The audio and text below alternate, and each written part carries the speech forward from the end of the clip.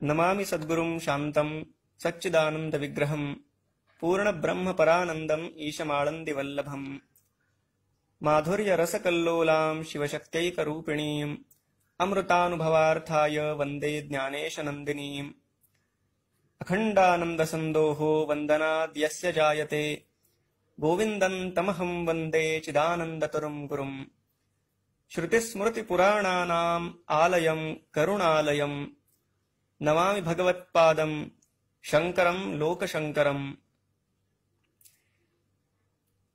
आज अतिशय मंगल दिवस आहे। भगवान आद्य शंकराचार्यांच्या जयंतीचा आज उत्सव आहे आणि त्यानिमित्तानं चालू झालेल्या या सुंदर अशा चिंतन मालिकेमध्ये आज आपल्याला भगवान शंकराचार्यांचं गुरुभक्तीनं ओतप्रोत भरलेलं जे एक सुंदर स्तोत्र आहे गुरुवष्टकम, त्याचा विचार करायचा आहे। सर्वात आधी त्या स्तोत्राचा एक पाठ आपण करू आणि यथामती ते समजून घेण्याचा, त्यातला भाव लक्षात घेण्याचा एक प्रयत्न करू। शरीरं सुरूपं तथा वा कलत्रं यशश्चारुचित्रं धनं मेरुतुल्यं गुरोरङ्घ्रिपद्मे मनश्चेन्न लग्नं ततः किं ततः किं ततः किं ततः किं कलत्रं धनं पुत्रपौत्रादि सर्वं गृहं बान्धवाः सर्वमेतद्धि जातम् गुरोरङ्घ्रिपद्मे मनश्चेन्न लग्नं ततः किं ततः किं ततः किं ततः किं षडङ्गादिवेदो मुखे शास्त्रविद्या कवित्वं च गद्यं च पद्यं करोति गुरोरङ्घ्रिपद्मे मनश्चेन्न लग्नं ततः किं ततः किं ततः किं ततः किं विदेशेषु मान्यः स्वदेशेषु धन्यः सदाचारवृत्तेषु मत्तो न चान्यः गुरोरङ्घ्रिपद्मे मनश्चेन्न लग्नं ततः किं ततः किं ततः किं ततः किं क्षमामण्डले भूपभूपालवृन्दैः सदा सेवितं यस्य पादारविन्दम् गुरोरङ्घ्रिपद्मे मनश्चेन्न लग्नं ततः किं ततः किं ततः किं ततः किं यशो मे गतं दिक्षु दानप्रतापात् जगद्वस्तु सर्वं करे सत्प्रसादात् गुरोरङ्घ्रिपद्मे मनश्चेन्न लग्नं ततः किं ततः किं ततः किं ततः किं न भोगे न योगे न वा वाजिराजौ न कान्ता सुखे नैव वित्तेषु चित्तम् गुरोरङ्घ्रिपद्मे मनश्चेन्न लग्नं ततः किं ततः किं ततः किं ततः किम् अरण्ये न वा स्वस्य गेहे न कार्ये न देहे मनो वर्तते मे त्वनर्घ्ये गुरोरङ्घ्रिपद्मे मनश्चेन्न लग्नं ततः किं ततः किं ततः किं ततः किम् गुरोरष्टकं यः पठेत् पुण्यदेहि यतिर्भूपतिर्ब्रह्मचारी च गेहि लभेद्वाञ्छितार्थं परब्रह्म संज्ञं गुरोरुक्तवाक्ये मनो यस्य लग्नं गुरोरुक्तवाक्ये मनो यस्य लग्नम् इति श्रीमच्छंकराचार्य विरचितं श्रीगुरुवष्टकं संपूर्णम्। सद्गुरूंच्या भक्तीचं महिमान वर्णन करणारं असं हे स्तोत्र। वास्तविक पाहिलं तर धार्मिक संस्कार असणाऱ्या कुठल्याही भारतीय व्यक्तीच्या डोळ्यासमोर सद्गुरू हा शब्द उच्चारता क्षणी जी दोन व्यक्तित्व उभी राहतात त्यामध्ये एक तर आहेत भगवान वेदव्यास आणि दुसरे आहेत भगवान आद्य शंकराचार्य। भगवान वेदव्यास ज्यांनी आपल्या सांस्कृतिक राष्ट्रमंदिराला सुंदर असं रूप प्राप्त करून दिलं आणि श्रीमदाद्य शंकराचार्य ज्यांनी कालप्रवाहामुळे एक प्रकारची ग्लानी अनुभवणाऱ्या या राष्ट्रमंदिराचा जीर्णोद्धार केला. लौकिकदृष्ट्या पाहिलं तर अगदीच अल्पकाळ आचार्य हे लोकात राहिले, केवळ 32 वर्ष. 8 वर्षे चतुर्वेदी, 12 सर्वशास्त्रवित्, 16 लिखितं भाष्यं, 32 मुनिरभ्यगात. 8व्या वर्षी 4 वेदांचं ज्ञान, 12व्या वर्षी सगळ्या शास्त्रांचं ज्ञान, 16व्या वर्षी प्रस्थानत्रयीवरचं भाष्य त्याचं लेखन आणि 32व्या वर्षी महासमाधी. असा विलक्षण भगवान आचार्यांचा जीवनपट आहे. आणि तसं पाहिलं तर भगवान आचार्य हे खरं केवळ एका दर्शन शाखेपुरते मर्यादित नाहीत. अर्थात त्यांनी केलेला जो अद्वैत विचाराचा पुरस्कार आहे, त्या अनुषंगानं अन्यान्य मतांचा घेतलेला परामर्श आणि प्रसंगी त्याचं केलेलं खंडन, हा सगळा त्यांच्या अवतार कार्याचा विशेष भाग आहेच. पण म्हणून त्यांना तेवढ्यापुरतं बांधून ठेवता येत नाही. कुठल्या तरी संप्रदायापुरतंच त्यांना मर्यादित ठेवता येत नाही. सूर्याचा कुठला संप्रदाय, चंद्राचा कुठला पंथ, नदीचं कसलं गोत्र.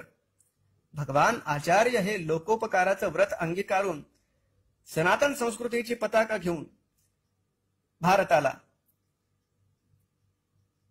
एकात्मतेच्या सूत्रात बांधण्यासाठी प्रवृत्त झालेले संत आहेत. ते संत तर आहेत, पण योद्धे सुद्धा आहेत. आणि कुणी सांगितलं की संतांना योद्धा असता कामा नये. रात्रंदिनामा युद्धाचा प्रसंग, हे संत प्रवर तुकोबारायांचे उद्गार आहेत. समर्थ शंकराचार्य विवेकानंद एवच एतेषां स्मरणान् नित्यम आविर्भवति पौरुषम.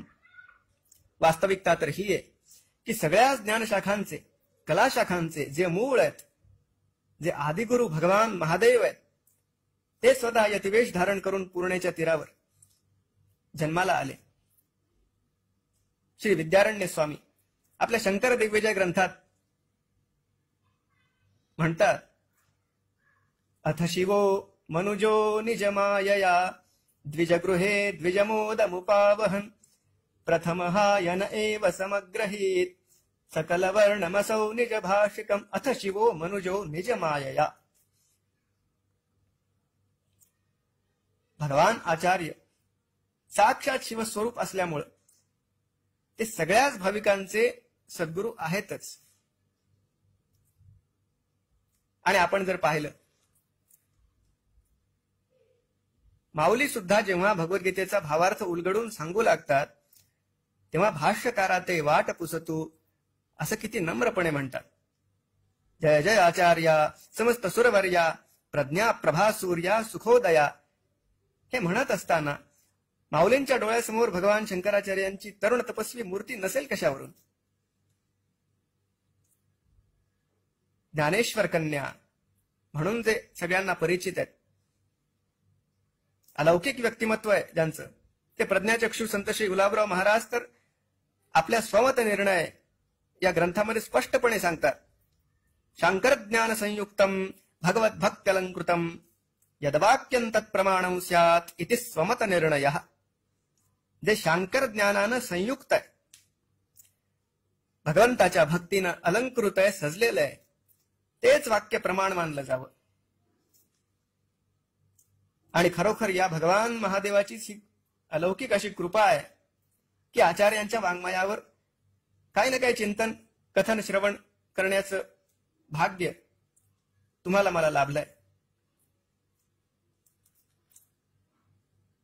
आणि आपण ज्या गुरुष्टकम स्तोत्राचा संदर्भ घेऊन चिंतन करतोय, खरोखर आपल्या सगळ्या शास्त्रांनी आपल्याला साधनेचा जो क्रम दिलेला आहे, त्यात आधी सद्गुरूंचे पाय धरायला सांगितलंय. आणि हाच या स्तोत्राचा आशय. स्तोत्र गेय आहे, भुजंग प्रयात नावाच्या वृत्तात आहे, जे आपल्याला परिचित आहेच. आणि खरं मुळातच स्तोत्र वाङ्मय ही संस्कृत भाषेच्या साहित्य विश्वामधली अमृताची खाण आहे. आणि त्यातही भगवान आचार्यांनी लिहिलेलं प्रत्येक स्तोत्र अमृतालाही हेवा वाटावा इतकं रसाळ आहे. भाष्यादिक ग्रंथ लिहिताना आचार्यांची लेखणी जितकी कठोर होते, त्याहून कितीतरी अधिक तिच्यात मार्दव येतं जेव्हा ती स्तोत्र लिहायला लागते.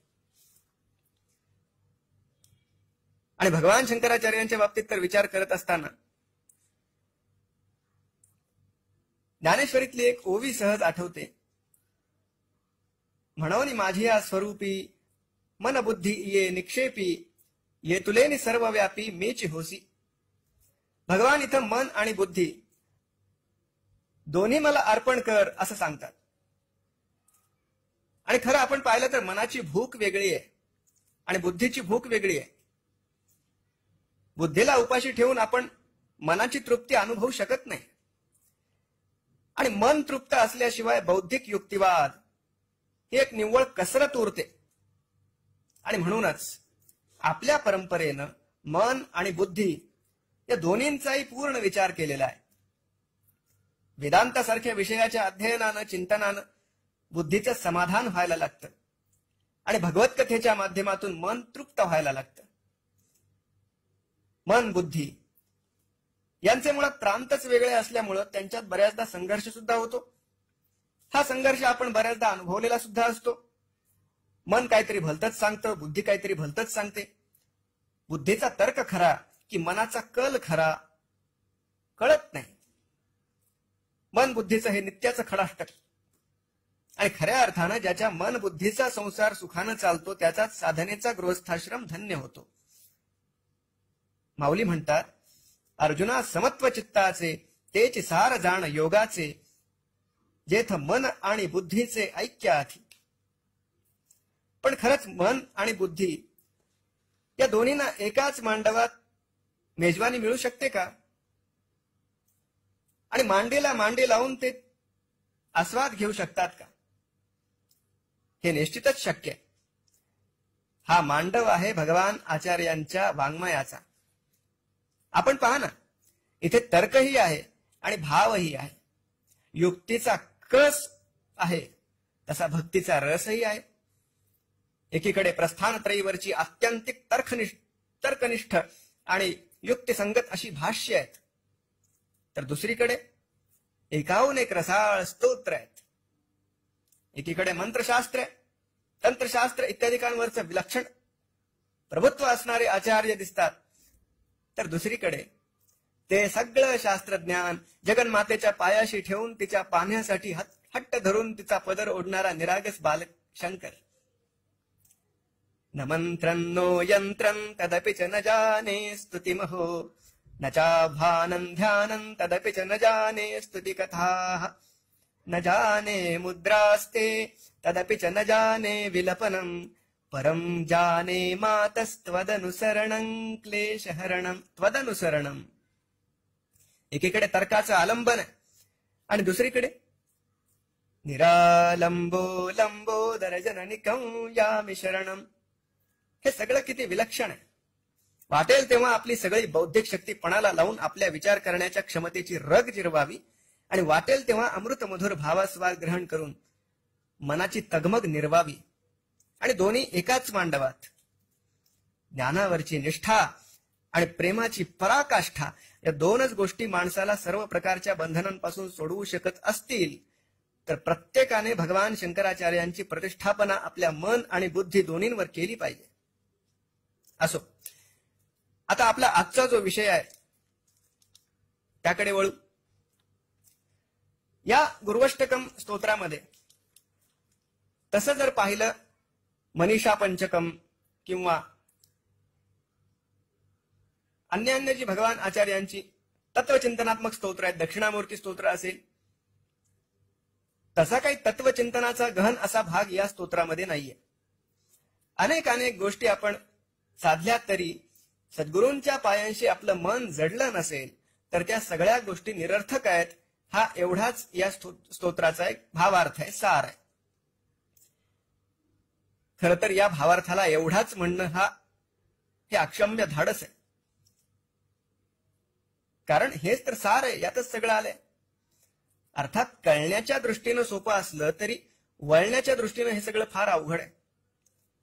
जसं खोटं बोलू नये, काय अवघड आहे यामध्ये कळायला.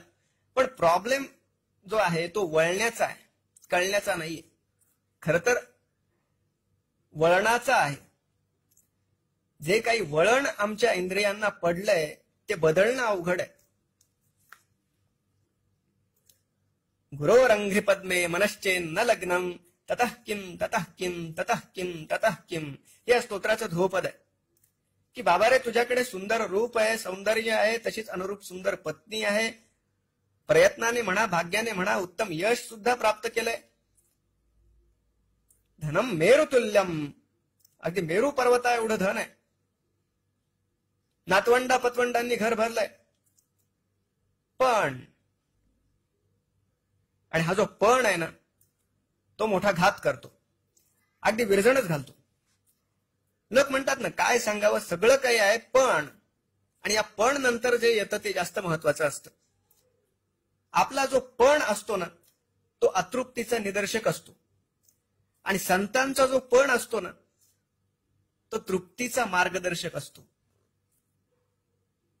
आचार्य म्हणतात, रस्ता चुकलास रे, शरीरम स्वरूपम तथा वा कलत्रम यशश्चारु चित्रम धनम मेरुतुल्यम. एवढंच काय, कलत्रम धनम पुत्र पौत्रादि सर्वम गृहम बांधवा सर्वमेतद्धिजातम. हे सगळं होऊ नये, मन गुरुचरणांशी जोडलेलं नसेल तर त्याचा काय उपयोग आहे. ततः किम म्हणजे त्याचा काय उपयोग, किंवा पुढे काय. मिळवलं सगळं चांगलं आहे, पण पुढे काय. हा ततः किम फार विलक्षण प्रश्न आहे. स्वातंत्र्यवीर सावरकर सुद्धा अंदमानात असा विचार करू लागले की व्यर्थ जीवन आहे आपलं कारावासामधलं, काही उपयोग नाहीये मातृभूमीच्या स्वातंत्र्यासाठी सुद्धा या जीवनाचा.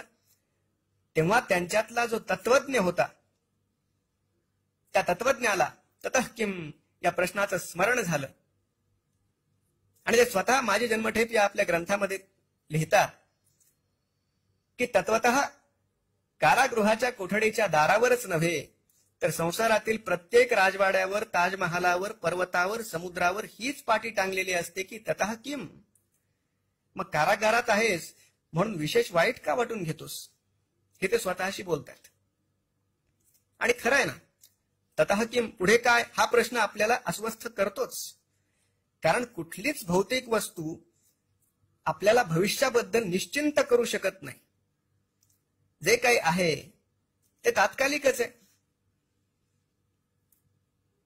योग वासिष्ठकार ज्याप्रमाणे सांगतात, सर्वे क्षयांता निचयाः पतनांता समुच्छ्रयाः संयोगा विप्रयोगांता मरणांतंच जीवितम.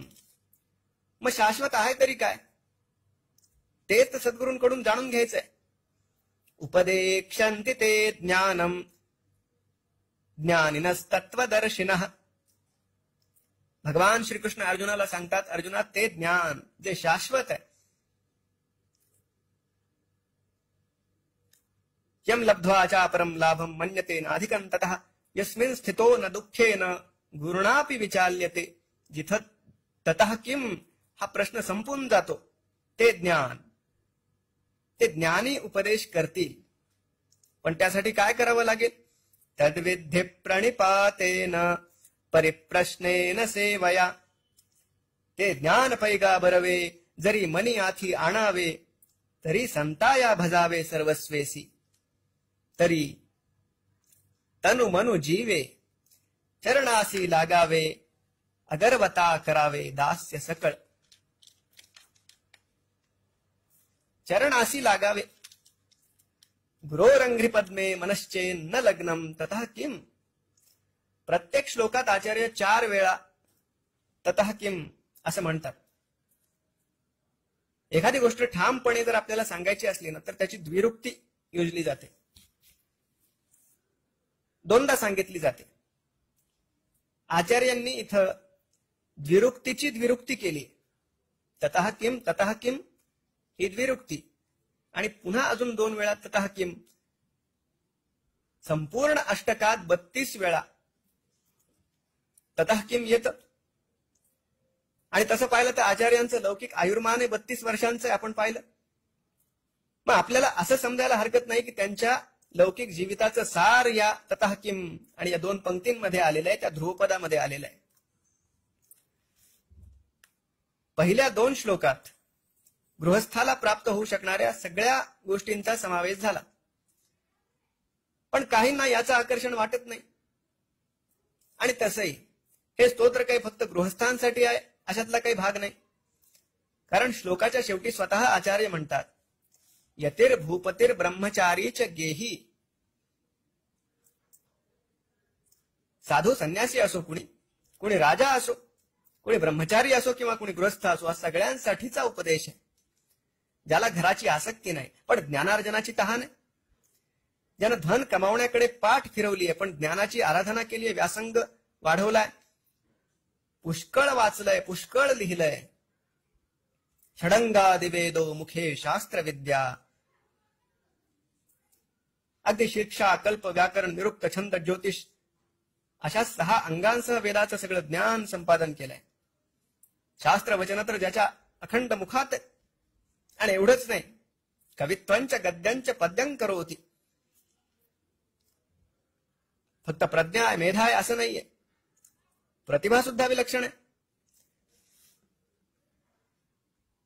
आणि तसं पाहिलं तर हे वर्णन भगवान आचार्यांना सुद्धा लागू पडत नाही का? सगळं काही ज्ञान आहे, पण या सगळ्या पांडित्यामुळे आपण कृतार्थ झालो असं आचार्य कुठंच म्हणत नाहीत. पूज्यपाद गौडपादाचार्यांचे जे सच्शिष्य आहेत, भगवान आचार्यांचे सद्गुरू गोविंद भगवत पादाचार्य, ते जेव्हा भगवान आचार्यांचा शिष्य म्हणून अंगीकार करतात तेव्हा खऱ्या अर्थानं भगवान आचार्य सुद्धा स्वतःला कृतार्थ मानतात. हा त्यांचा स्वानुभव आहे. नाहीतर नुसताच ज्ञानाचा भार वाहून अहंकाराशिवाय काय प्राप्त होऊ शकतं?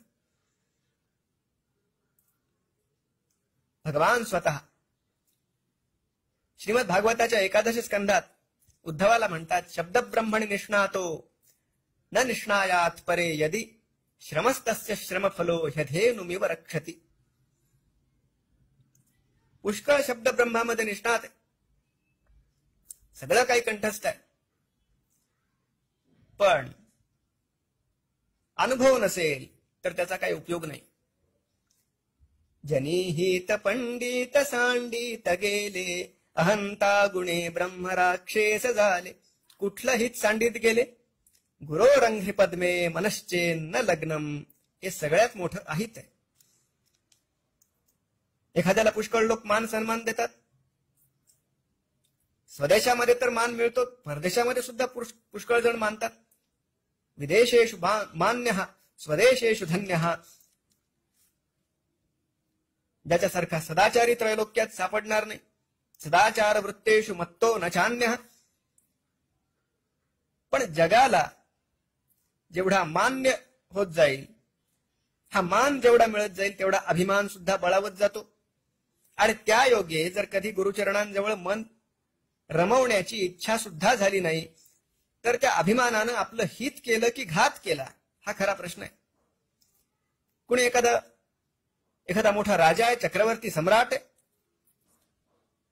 क्षमामंडले भूप भूपाल वृंदैः सदा सेवितम यस्य पादारविंदम. अरे राजाचा केवढा गौरव असतो.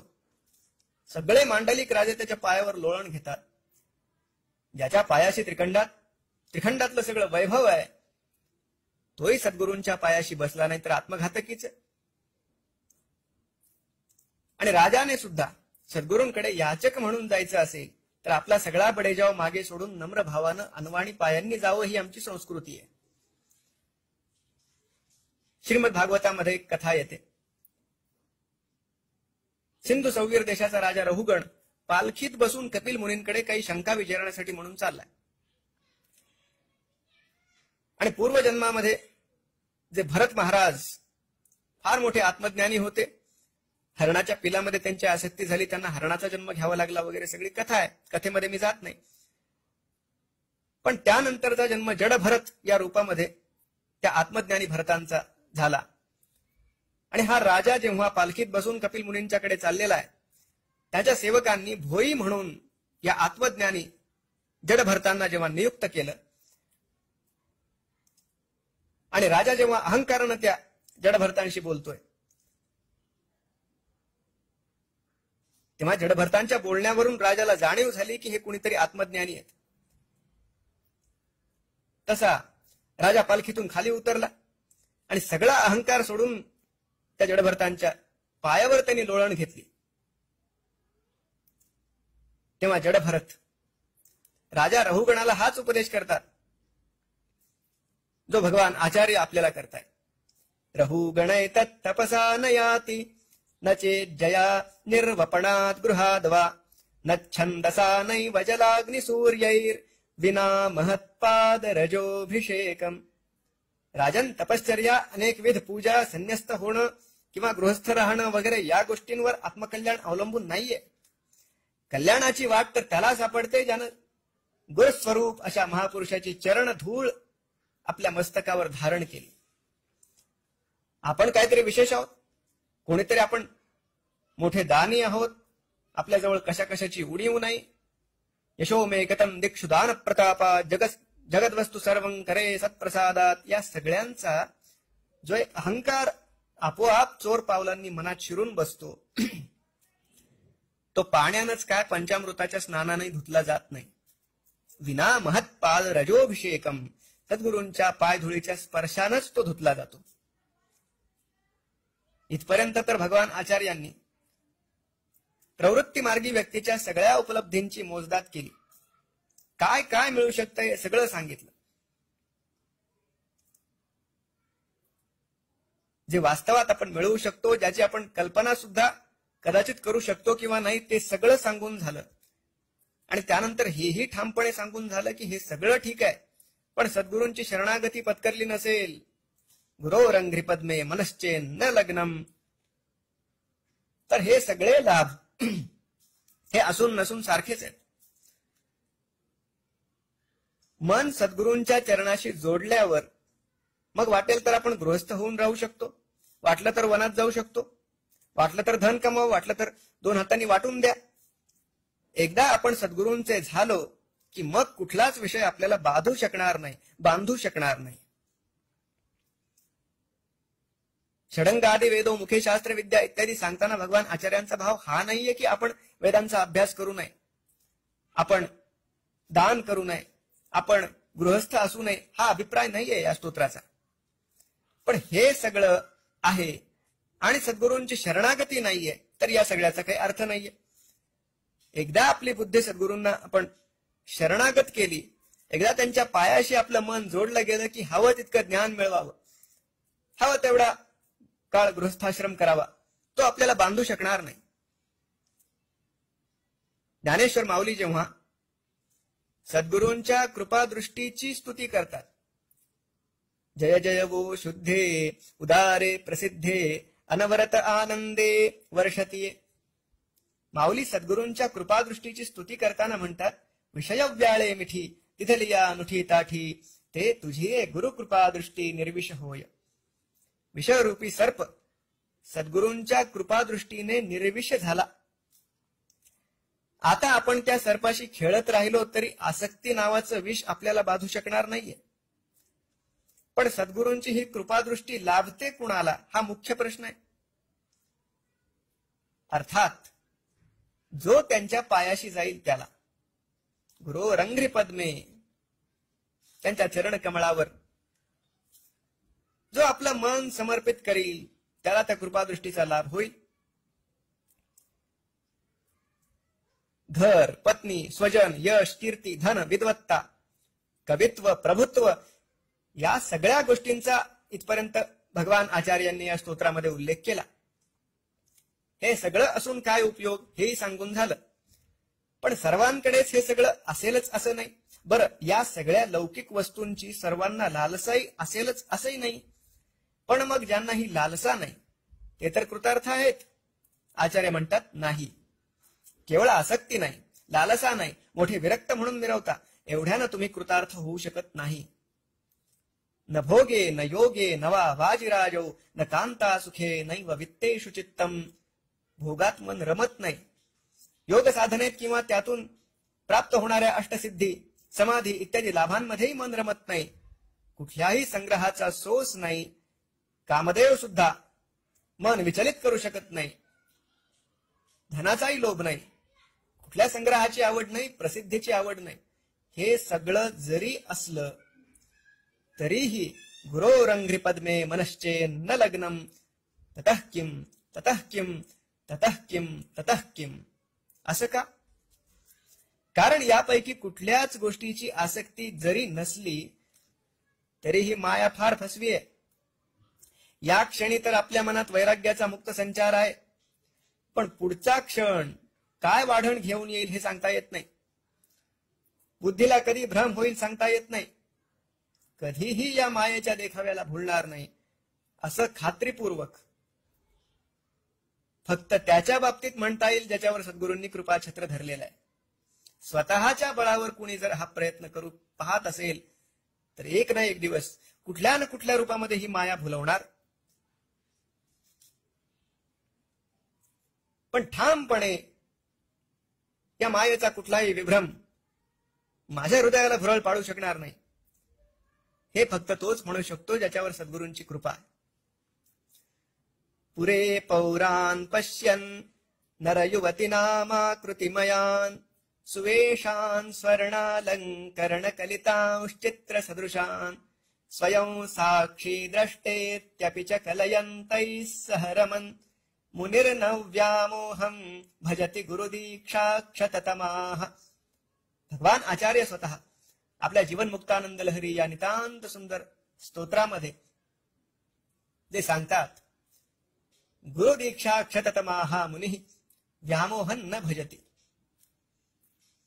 कोण या व्यामोहाच्या अधीन होत नाही, कोण या सगळ्या गुंत्यामध्ये अडकत नाही, ज्याच्या हृदयामधला अंधकार सद्गुरूंनी आपल्या अनुग्रहानं दूर केलाय तोच. पुराणांमध्ये किती कथा आहेत ज्यात तपस्वी विरक्त म्हणवणारे कित्येक जण एखाद्या अप्सरेवर भाळतात किंवा एखाद्या अन्य प्रलोभनावर भाळतात. कित्येक जण भुलले नाहीत ते प्रल्हाद. नृसिंह भगवान म्हणतात, बाळा वर मागून घे, हवं ते माग. तरी प्रल्हाद ठाम आहे, द्यायचंच असेल ना देवा तर मला असं मन द्या ज्यात काही मागण्याची इच्छाच निर्माण होणार नाही. यदिरासीश मे कामान वरांस्त्वं वरदर्शभ कामानां हृदय संरोहम भवतस्तु वृणे वरम. कारण प्रल्हाद हे काही कच्च्या गुरुचे चेले नाहीयेत. साक्षात देवर्षी नारदांकडून त्यांनी उपदेश प्राप्त केलाय आणि तो सुद्धा आईच्या पोटात असताना. अरण्ये नवा स्वस्य गेहे न कार्ये न देहे मनो वर्तते मे त्वनर्घ्ये. कुणाचं मन अरण्यात रमत नाही, कुणाचं घरात रमत नाही. कुणी कर्म करत राहतो, कुणी सगळं सोडून देतो. सगळ्या प्रकारची माणसं या जगात आहेत. एवढंच काय, देवांनाही हेवा वाटावा अशा या मनुष्य देहाबद्दलही कुणाला फार आस्था नसते. शरीराला सगळेजण किती जगतात, एखाद्याला त्या शरीराबद्दल काही आसक्तीच वाटत नाही. पण कुठल्याही प्रकारचे आपण योगी असा, कुठल्याही प्रकारचे कितीही पट्टीचे आपण विरक्त असा, ज्ञानाच्या चर्चांमध्ये गुंगून जाणारे आणि गुंगवून टाकणारे लोकांना, शब्दाचा कीस पाडणारे एखादे पंडित असा, गुरोरंघ्रि पद्मे मनश्चेन्न लग्नम ततः किम ततः किम ततः किम ततः किम. बरं, मुळात या स्तोत्रामध्ये एक गोष्ट आपल्याला वाटू शकते की भगवान आचार्य नुसतं एवढंच म्हणाले असते ते चाललं नसतं का हो? की तुमच्याकडे काहीही असलं नसलं तरी गुरुचरणाच्या आश्रयाशिवाय ते सगळं व्यर्थ आहे, ते असणंही व्यर्थ आहे, ते नसणंही व्यर्थ आहे. एवढाच तर या स्तोत्राचा भावार्थ आहे. मग एवढं सांगून काम झालं नसतं का? इतकं सगळं वर्णन का बरं केलं असेल असं कुणालाही वाटू शकतं. अगदी मला पण वाटलंच की, कारण आपण फार हुशार, आपल्याला थोडंसं सांगितलं तरी कळतं, हा वळत नाही तो भाग वेगळा. मग खरंच आचार्य एवढं विश्लेषण मुळात का करतात? त्याला कारण आहे. प्रत्येकाचा प्राधान्यक्रम वेगळा आहे. एखाद्याला अमुक एक गोष्ट प्राणप्रिय वाटते, दुसऱ्याला ती कह पदार्थ वाटू शकते. मुंडे मुंडे मतिर भिन्ना. पण तुमच्या प्राधान्यक्रमात कुठल्याही गोष्टीला कुठलंही स्थान असो नसो, सद्गुरूंच्या कृपेशिवाय तुम्हाला तरुणोपाय सापडणं शक्य नाहीये. आणि प्रत्येक त्या गोष्टीचा उल्लेख केल्यामुळं त्या गोष्टीचं गौणत्व आपल्या बुद्धीत ठसावं, हा भगवान आचार्यांचा यामागचा हेतू आहे. भगवान आचार्य स्वतः आपल्या भाष्यात सुद्धा पूर्व पक्ष म्हणून अशा अशा शंका उपस्थित करतात ज्या कदाचित त्यांच्या कुठल्या आक्षेपकाच्या सुद्धा मनात येणं कदाचित शक्य नाहीये. सगळ्या प्रकारच्या निर्माण होऊ शकणाऱ्या शंका स्वतः निर्माण करून त्याचं निरसन करणं हे भगवान आचार्यांचं अलौकिक वैशिष्ट्य आहे. या स्तोत्राचा सगळा इथपर्यंतचा भाग तर आपण पाहिला. आता सगळ्यात महत्वाच्या अशा भागाकडे येऊ. कुठल्याही स्तोत्राचा, कुठल्याही पोथीचा, कुठल्याही लौकिक विचाराच्या व्यक्तीच्या दृष्टीनं सर्वाधिक महत्वाचा भाग म्हणजे त्या ग्रंथाची, त्या स्तोत्राची फलश्रुती.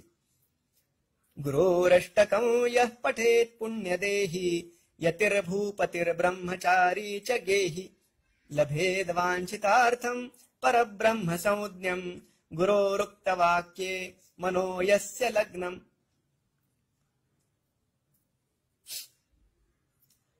मुळात यामध्ये जो पुण्यदेही शब्द आलाय ना तो फार सुंदर आहे. गुरुअष्टक कोण वाचेल? कुणाला गुरुअष्टक वाचण्याची बुद्धी होईल? अरे ज्याच्या गाठी पुण्य असेल. स्वतः भगवान आचार्य सौंदर्य लहरी स्तोत्राच्या आरंभी म्हणतात ना, प्रणंतुम स्तोतुम वा कथम कृत पुण्य प्रभवती. आई तुझी स्तुती तर दूर, तुला नमस्कार करण्याची इच्छा व्हायला सुद्धा पुण्य लागतं. गुरुअष्टकाचंही पठण ग्रहण करायला पुण्य लागतं. म्हणून यः पठेत पुण्य देही.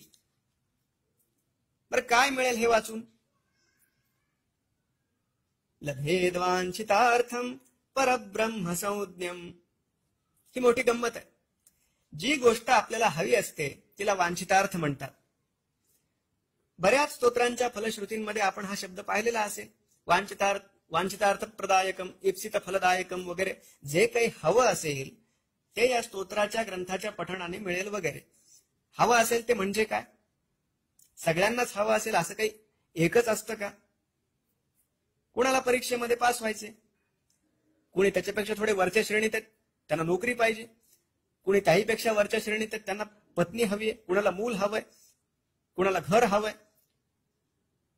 प्रत्येक स्तरावरच्या व्यक्तीला हवी असणारी गोष्ट वेगळी आहे. आणि म्हणून त्यामुळंच कुठल्याही फलश्रुतीत वांछितार्थ एवढाच उल्लेख येतो. अमुक एक मिळेल असं सांगण्यापेक्षा जे हवं ते मिळेल या फलाचा परीघ मोठा आहे. पण भगवान आचार्य केवळ वांछितार्थ म्हणून थांबत नाहीत. जे हवं असेल ते मिळेल एवढंच म्हणून ते थांबत नाहीत. काय हवं आहे प्रत्येकाला हेही ते सांगतात. कारण मुळात हवं ते मिळत नाही हा प्रश्नच नाहीये. काय हवंय ते कळत नाही हा मूळ प्रश्न आहे. सगळ्यांना एकच गोष्ट हवी आहे, आनंद. आता तो कुणाला कशात वाटतो तर कुणाला कशात वाटतो. वाटतो म्हणजे असतोच असं नाही. वाटायला काय, मला दोरीकडे बघून तो सापच आहे असं वाटतं, पण असतो का तो? आम्ही बहिर्मुख होऊन आनंदाच्या शोधात जन्मोजन्मी भटकत राहिलो, पण तो काही सापडला नाही. पण आनंद कुणालाच सापडला नाही असंही काही नाहीये. संतांना तो सापडला. आनंदाचे डोही, आनंद तरंग या अवस्थेचा संतांनी अनुभव घेतलाय. हा संतांचा स्वानुभव आहे. म्हणून भगवान आचार्य फक्त वांछितार्थ म्हणून थांबत नाही. ते म्हणतात लभेद वांछितार्थम परब्रह्म संज्ञम. प्रत्येकाला जे हवंय ना त्याचं नाव आहे परब्रह्म.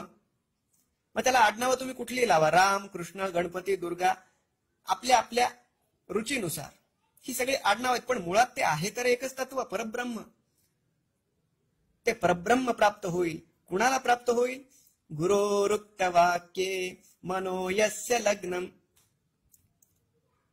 किती सुंदर ज्ञानेश्वर माऊलींनी ज्ञानेश्वरीमध्ये सांगितलं. जयाचे नि वाक्य उजिवडे, जाहले चित्त निधडे, ब्रह्माचे निपाडे निशंक होय. ऐसे ज्ञान प्रकाशे पाहेल, तै मोहांधकारू जाईल, जई गुरुकृपा होईल पार्थागा. भगवान अर्जुनाला गुरुकृपेचं महत्व सांगतायत. वास्तविक श्रीमद भगवद्गीताच ही मुळात गुरुनं शिष्यावर केलेली कृपा आहे. आपण पहा ना, जेव्हा अर्जुन विषाद करण्यामध्ये गुंग आहे तेव्हा भगवान फार फार तर त्याला रागवतात, 4 गोष्टी सुनावतात, क्लैब्यम मास्मगमः पार्थ वगैरे वगैरे. पण ज्ञानाचा उपदेश करायला भगवान केव्हा आरंभ करतात? कार्पण्य दोषोपहत स्वभावः पृच्छामि त्वां धर्म सम्मूढचेताः यच्छ्रेयस्यान् निश्चितं ब्रूहि तन्मे शिष्यस्तेहं शाधिमान् त्वां प्रपन्नम. मी तुझा शिष्य आहे. अरे अर्जुन तर भगवंतावर गुरुत्व सुद्धा लादत नाही. बाबा रे, मी तुझा शिष्य झालोय, आता वाटलं तर अंगीकार कर, नाहीतर त्याग कर. मूळ गोष्ट अशी आहे, आपण अविद्येच्या भ्रमाने भुललेलो. अनित्य शुची दुःखानात्मसु नित्य शुची सुखात्मक ख्यातीर विद्या, असं भगवान पतंजलींनी सांगितलंय. आपण अनित्याला नित्य मानतोय, अपवित्राला पवित्र मानतोय, ते दुःखमय आहे त्यालाच सुखमय मानतोय, आणि अनात्म वस्तूंनाच आत्मवस्तू मानतोय. ईश्वरीय जगताचा काही आपल्याला परिचय नाही. आपण ब्रह्मानंदाची चव सुद्धा चाखलेली नाहीये. कारण ती जर चाखलेली असती तर जगातलं मोठ्यात मोठं सुख सुद्धा आपल्याला बेचवच लागलं असतं. मग आपल्याला त्या ईश्वरीय आनंदाकडे घेऊन जाणार कोण? ईश्वरीय आनंद आणि माईक सुख हा सरळ सरळ प्रकाश आणि अंधाराचा खेळ आहे. सूर्याला कोणी सांगितलं बाबा रे तुझ्या येण्यामुळे अंधार दूर झाला, तर पहिला प्रश्न सूर्य विचारेल अंधार म्हणजे काय? कारण या दोन पूर्ण परस्पर विरुद्ध गोष्टी आहेत. या निशा सर्वभूतानां तस्यां जागृती संयमी यस्यां जागृती भूतानी सा निशा पश्यतो मुनेः. कुणीतरी येऊन आम्हाला देवाकडे बोटाला धरून न्यावं, पण देवाकडे राहून देवाकडे जाऊन परमानंद भोगणारा कोण आहे जो आमच्या दिनदुबळ्यांसाठी आम्हासाठी परत येईल? या जन्म मरणाच्या फेऱ्यात पुन्हा स्वतःला गुंतवून आम्हाला सोडवण्याचा प्रयत्न करील, एवढा उदार कोण आहे?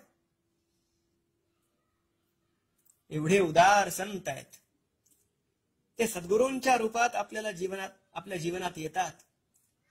देव कुठे आहे? तो संतांपाशी. स्वतः देव सांगतो निरपेक्षम मुनीम शांतम निर्वैरम समदर्शनम. भागवताच्या 11व्या स्कंधात अनुव्रजाम्यहं नित्यम पूजयेत्यंघ्रि रेणुभी. अरे मी संतांच्या मागोमाग चालतो की त्यांच्या पायधुळीनं मी पवित्र होईल यासाठी. हे भगवान संतांविषयी बोलत आहेत. देव कसा आहे? अहम भक्त पराधीन. देव भक्तांच्या अधीन आहे, संतांच्या अधीन आहे.